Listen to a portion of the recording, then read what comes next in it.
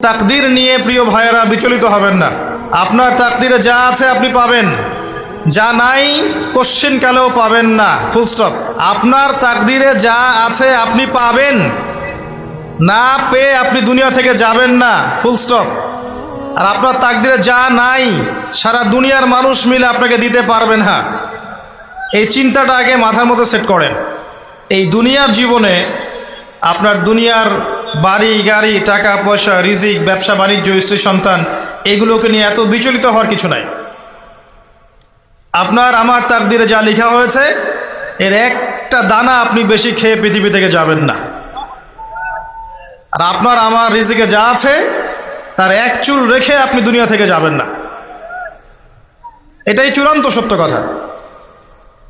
আপনি ঘুষ খান আর সুদ খান আর দুর্নীতি করেন আর মানুষের সম্পদ আত্মসাৎই করেন না কেন, যতটুকু লেখা আছে আপনার তাকদীরে এর বেশি আপনি কিচ্ছু পাবেন না।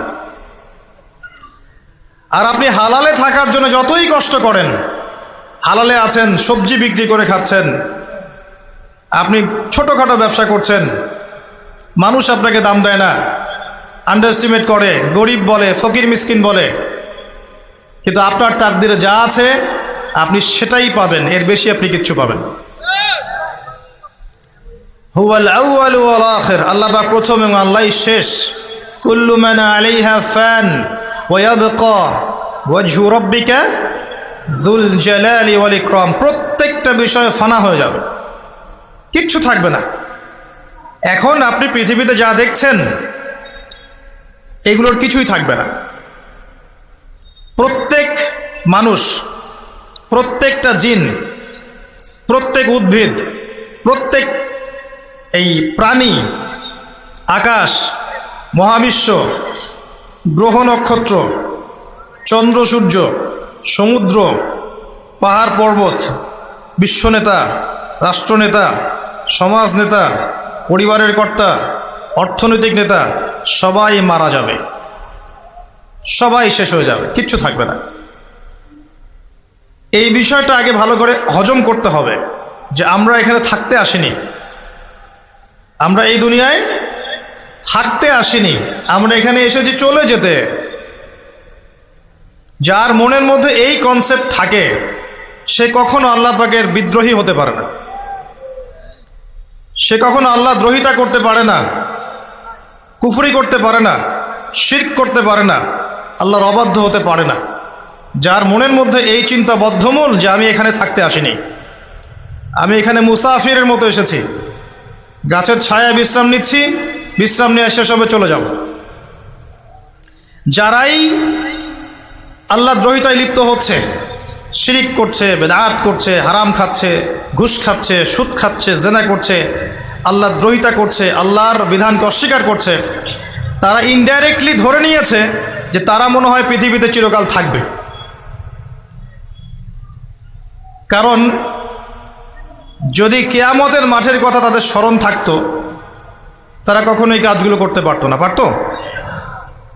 এবার আসেন, আল্লাহ পাক কলম সৃষ্টি করে তাকদীর লিখেছেন, অতএব তাকদীর নিয়ে প্রিয় ভাইয়েরা বিচলিত হবেন না। আপনার তাকদীরে যা আছে আপনি পাবেন, যা নাই কোশ্চিন কালেও পাবেন না, ফুল স্টপ। আপনার তাকদীরে যা আছে আপনি পাবেন, না পেয়ে আপনি দুনিয়া থেকে যাবেন না, ফুল স্টপ।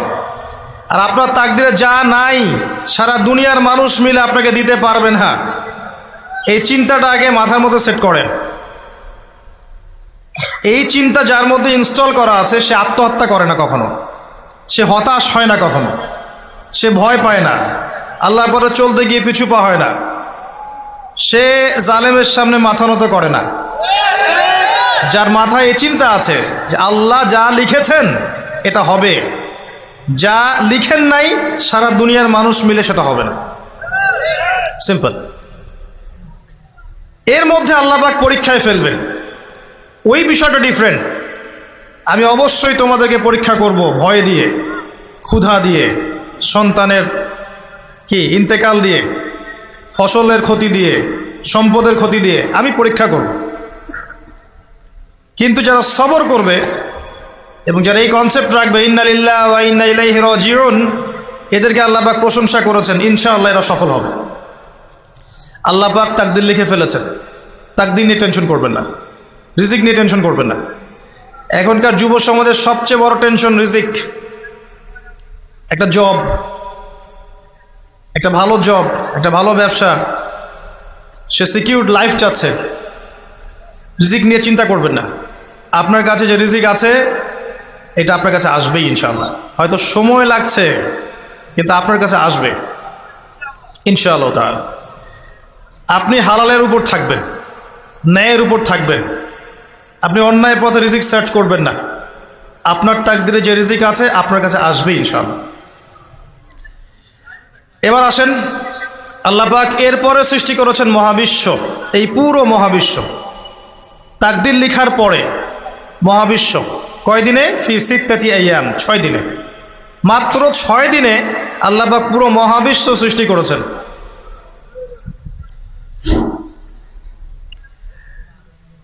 হুয়াল্লাযী খালাকাস সামাওয়াতি ওয়াল আরদা ফি সিত্তাতি আইয়াম সুম্মা ইস্তাওয়া আলাল আরশ। সূরা হাদীদের মধ্যে একটা আছে, তিনি সেই আল্লাহ যিনি এই মহাবিশ্ব সৃষ্টি করেছেন 6 দিনে, এরপরে আরশের উপর সমাসীন হয়েছেন। আল্লাহ পাক এর একদিন আমাদের একদিনের মতো নয়, বরং কিয়ামতের মাঠে যেদিন আমরা দাঁড়িয়ে থাকব এই দিনটা হবে আল্লাহর হিসেবে 50,000 বছরের সমান। মানুষ অস্থির হয়ে থাকবে, বিচার শুরু হচ্ছে না কেন। অপেক্ষা করা কাজটা খুব যন্ত্রণাদায়ক, তাই না? কারো জন্য অপেক্ষা করা, অপেক্ষা করে আছেন, 1 ঘন্টা পর আসবে, এলো না, আপনি অস্থির হবেন। 2 ঘন্টা পর এলো না, 10 ঘন্টা পর এলো না, আপনি অস্থির হবেন, পায়চারি করবেন, বই পড়বেন, নাস্তা খাবেন, হাঁটাহাঁটি করবেন, আপনি ব্যাকুল হয়ে যাবেন। অপেক্ষা করা একটা ডিফিকাল্ট কাজ। কিয়ামতের মাঠে মানুষ 50,000 বছর অপেক্ষা করবে, বিচার শুরু হচ্ছে না কি জন্যে। সবাই গিয়ে ধন্না দিবে, প্রথমে আদম আলাইহিস সালাম, তারপরে নূহ আলাইহিস সালাম, ইব্রাহিম, মূসা, ঈসা আলাইহিমুস সালাম। আল্লাহর কাছে একটু সুপারিশ করেন, বিচার যেন শুরু হয় অ্যাটলিস্ট। কেউ কিচ্ছু করতে পারবে না, কারণ সবাই বলবে ইয়া নাফসি, ইয়া নাফসি। দূর থেকে একজনের আওয়াজ আসবে, যিনি ইয়া নাফসি বলছেন না, যিনি বলছেন ইয়া উম্মতি, ইয়া উম্মতি। সবাই তার কাছে যাবে এবং তিনি আমাদের নবী মুহাম্মদুর রাসূলুল্লাহ সাল্লাল্লাহু আলাইহি ওয়াসাল্লাম সিজদায় পড়ে যাবেন এবং তার উম্মার জন্যে সুপারিশ করবেন। উম্মার কবিরা গুনাহগার ব্যক্তিদেরকে সুপারিশ করে তিনি জান্নাতে নিয়ে যাবেন ইনশাআল্লাহ। আল্লাহ তাকে ওয়াদা করেছেন, হে নবী, তোমার উম্মতের কোনো ব্যক্তি যদি শিরিক না করে আমার সামনে উপস্থিত হয় আমি তাকে মাফ করে দেব ইনশাআল্লাহ। হাদিসে কুদসির মধ্যেও আছে যে হে আদম সন্তান, তুমি যদি দুনিয়ার সমান পাপ নিয়ে, আসমান জমিন সমান পাপ নিয়ে আমার সামনে দাঁড়াও, কিন্তু আমার সাথে কাউকে শরিক করনি, তাহলে আমি আল্লাহ তোমার সামনে আসমান জমিন সমান ক্ষমা নিয়ে উপস্থিত হব ইনশাআল্লাহ। শোনেন, 1000-999 জন মানুষ জাহান্নামে যাবে, প্রতি 1000-999 জন মানুষ জাহান্নামে যাবে। সহিহ বুখারীর হাদিস 4 বার এসেছে। এখানে ইকুয়েশনটা এমন না যে ম্যাথামেটিক্যালি ক্যালকুলেট করতে হবে, এমন নয়। এটা দিয়ে আধিক্য বোঝানো হচ্ছে, বেশিরভাগই জাহান্নামে যাবে। এই কথা আল্লাহ পাক কিন্তু সূরা আরাফের মধ্যেও বলেছেন 179 নম্বর আয়াতে, ওয়ালাকাদ যারানা লিজাহান্নামা কাসীরাম মিনাল জিন্নি ওয়াল ইনস। একই বিষয়ে কোরআন হাদিস পরস্পর মিলে যায়। এখানে একটা বিষয় বুঝতে হবে, আল্লাহ পাক বলেছেন সূরা নিসার মধ্যে, ইন্নাল্লাহা লা ইয়াগফিরু আন ইউশরাকা বিহি ওয়া ইয়াগফিরু মা দুনা যালিকা লিমান ইয়াশা। আল্লাহ পাক তার সাথে শিরকের গুনাহ মাফ করবেন না, এছাড়া যে কোনো গুনাহ আল্লাহ পাক যাকে ইচ্ছা মাফ করতে পারেন। তার মানে যে বেশিরভাগ মানুষ জাহান্নামে যাচ্ছে তাদের আমল নামায় কোন পাপ থাকতে পারে? কথা বোঝা যাচ্ছে কি? নিঃসন্দেহে তাদের আমল নামায় শিরকের পাপ থাকবে। এটা বুঝতে আপনাকে পিএইচডি করার দরকার নাই। আল্লাহ পাক শিরক ব্যতীত যে কোনো পাপ যাকে ইচ্ছা মাফ করতে পারেন। তার মানে তারা জাহান্নামে যাচ্ছে বিকজ অফ শিরক। আমাদের মুসলিমরা এখন শিরক বোঝে না, অমুসলিমরা তো শিরক করেই। যেমন কেউ বলছে ওয়াকালাতিল ইয়াহুদ উযাইরুন ইবনুল্লাহ, ইহুদিরা বলছে উযাইর আল্লাহর সন্তান, নাউযুবিল্লাহ, শিরক। অথচ ওরাই এখন বিশ্বকে রুল করছে, তাই না? ওয়াকালাতিন নাসারা আল মাসীহ ইবনুল্লাহ, নাসারা বলছে যে ঈসা ইবনে মারইয়াম আল্লাহর সন্তান, তাই না? অথচ ওই সভ্যতাই এখন বিশ্বকে রুল করছে। যালিকা কাউলুহুম বিআফওয়াহিহিম, এটা ওদের মুখের কথা, এটা জাস্ট মুখের কথা। আবার অনেক সময় দেখা যায় যে আল্লাহকে বাদ দিয়ে আমরা মাধ্যম পূজাও করছি। অমুসলিমরা তো শিরক করছেই, যারা মুসলিম তারা দেখবেন আল্লাহকে বাদ দিয়ে মাধ্যম পূজা শুরু করেছে। মাজারের পূজা করছে, কবরের পূজা করছে, মৃত ব্যক্তির ওসিলায় পার পাওয়ার চেষ্টা করছে। মুসলিম থেকে দেখবেন তাকদীরকে অস্বীকার করছে, আল্লাহর হালালকে হারাম করছে, আল্লাহর হারামকে হালাল করছে। মুসলিম থেকে দেখবেন যে হাতে একটা আংটি পড়েছে, ভাই কী জন্য পড়েছেন? এই রোগ ভালো হবে আমার। গলায় একটা বালা ঝুলিয়েছে, কোমরে একটা মাদুলি, ভাই এগুলো কেন? যে এগুলোতে রোগ ভালো হবে।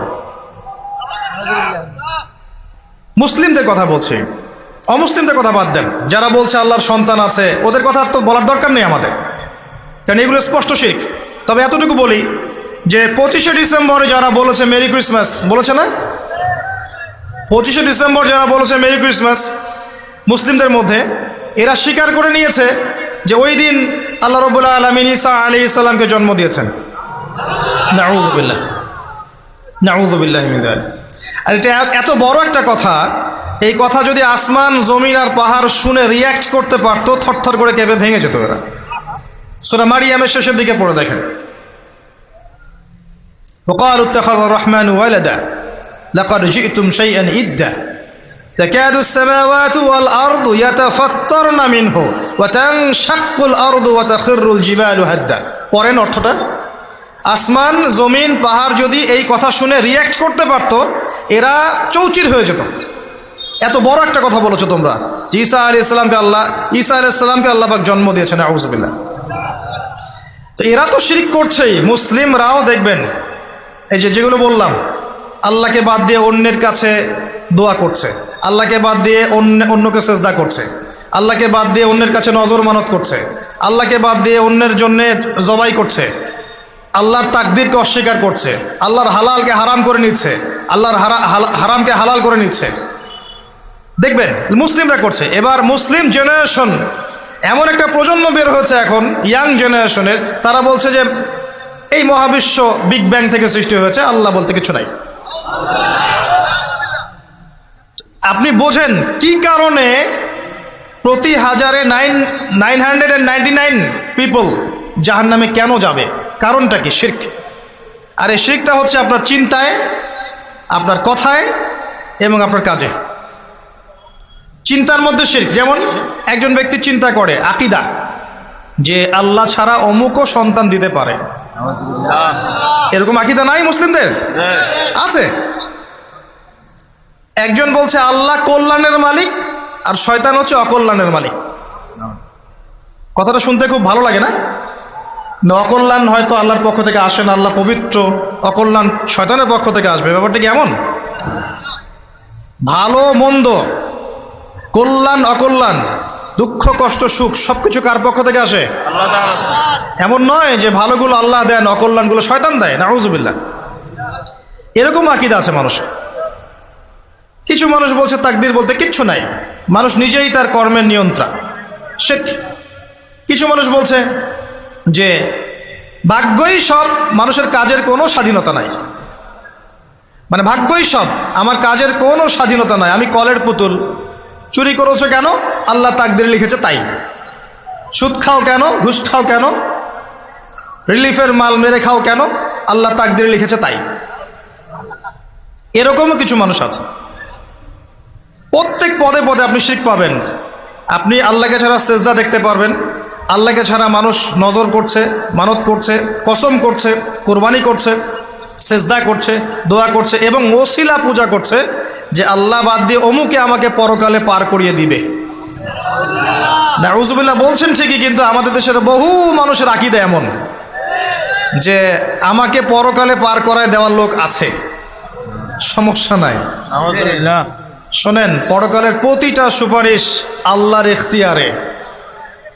একজন শহীদ, আল্লাহর পথের শহীদ, তিনি কিন্তু সুপারিশ করবেন, কিন্তু তিনি নিজের ক্ষমতায় করবেন না আল্লাহর ক্ষমতায় করবেন? আল্লাহর ক্ষমতা। আলেম, হাফেজ, আল্লাহর পথের যারা মুজাদ্দিদ ছিলেন, আল্লাহওয়ালা আউলিয়া মানুষ, নবীগণ, সিদ্দিকগণ, সুহাদা, সুপারিশ করবেন নিজেদের ক্ষমতায় না আল্লাহর ক্ষমতায়? আল্লাহর ক্ষমতা। আকীদা স্পষ্ট না থাকলে তখন আমল করতে গিয়ে শিরক হয়ে যাবে। আর শিরক হলেই কি হবে? ওই যে বললাম, প্রতি হাজারে 999 জন মানুষ জাহান্নামে যাবে।